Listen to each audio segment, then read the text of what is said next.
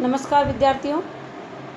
पिछले वीडियो में अपन ने मुंशी प्रेमचंद का जीवन परिचय पढ़ा। अब अपन उनकी कहानी ईदगाह उसके बारे में अध्ययन करेंगे।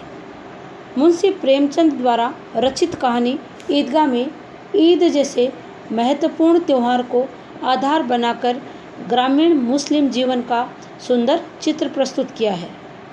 हामिद का चरित्र हमें बताता है कि अभाव उम्र से पहले बच्चों में कैसे बड़ों जैसी समझदारी पैदा कर देता है। मेले में हामिद अपनी हर इच्छा पर संयम रखने में विजय होता है। चित्रात्मक भाषा की दृष्टि से भी यह कहानी अनूठी है।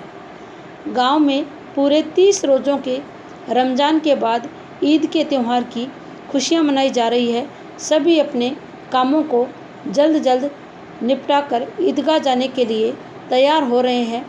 उनमें सबसे अधिक खुश बच्चे हैं, क्योंकि उन्होंने इस दिन का बहुत इंतज़ार किया है।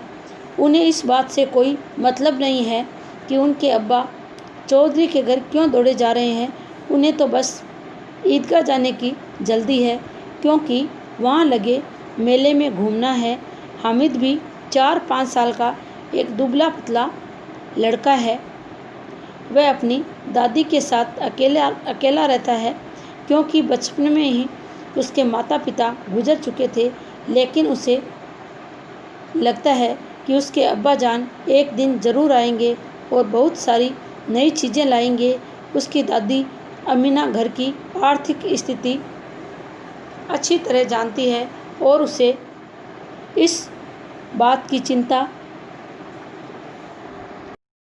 चिंता है कि इतने कम पैसे में ईद का त्यौहार कैसे मनाएगी।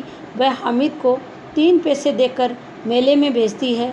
सभी ईदगाह पहुंचते हैं और ईद की नमाज पढ़ने के बाद आपस में गले मिलते हैं। बच्चों की टोली मेले से तरह तरह के खिलौने और मिठाई खरीदती है, लेकिन हामिद के पास मात्र 3 ही पैसे हैं, जिनसे वह अपनी दादी के लिए चिमटा खरीदता है। इस बात पर उसके सभी दोस्त उसकी हंसी उड़ाते हैं। हामिद उनके खिलौनों की निंदा करता है और अपने चिमटे को उनके खिलौनों से श्रेष्ठ बताता है।